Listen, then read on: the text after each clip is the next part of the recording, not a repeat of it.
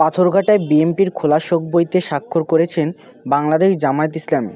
মরহুমা দেশনেত্রী বেগম খালেদা জিয়ার মৃত্যুতে পাথরঘাটা উপজেলা জাতীয়তাবাদী দল বিএনপি কার্যালয়ে খোলা শোক বইতে স্বাক্ষর করেছেন বাংলাদেশ জামায়াতে ইসলামীর নেতৃবৃন্দ। রোববার পাথরঘাটা উপজেলা বিএনপি কার্যালয়ে উপস্থিত হয়ে শোক বইতে স্বাক্ষর করেন বরগুনা জেলা জামায়াতে ইসলামীর সহকারী সেক্রেটারি শামীম হাসান সহ দলের স্থানীয় ও জেলা পর্যায়ের নেতারা। এ সময় পাথরঘাটা উপজেলা জামায়াতে ইসলামীর আমির সহ দলের অন্যান্য নেতৃবৃন্দ উপস্থিত ছিলেন। তারা শোক বইতে স্বাক্ষর করেন এবং দেশনেত্রী বেগম খালেদা জিয়ার দীর্ঘ রাজনৈতিক জীবন, গণতন্ত্র পুনরুদ্ধারে তার ত্যাগ ও অবদান শ্রদ্ধার সঙ্গে স্মরণ করেন।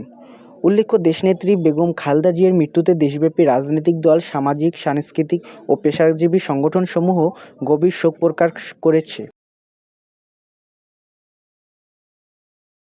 আমরা বাংলাদেশের একজন অবিসংবাদিত নেতা, যিনি আপসীর নেত্রী ছিলেন, দেশ নেত্রী ছিলেন, যিনি বাঙালি জাতির ন্যায়সঙ্গত দাবির জন্য, যিনি বাংলাদেশের স্বাধীনতা সার্বভৌমত্বের জন্য আন্দোলন করেছেন, কথা বলেছেন, এমন একজন নেত্রীকে আমরা হারিয়ে আসলেই আমরা খুবই অনুতপ্ত, আমরা খুবই ব্যথিত এবং আমরা আন্তরিকতার সাথে আসলে খুবই দুঃখ প্রকাশ করছি। বাংলাদেশ জামায়াত ইসলামী তার জন্য সংগঠনের পক্ষ থেকে দোয়া করেছে।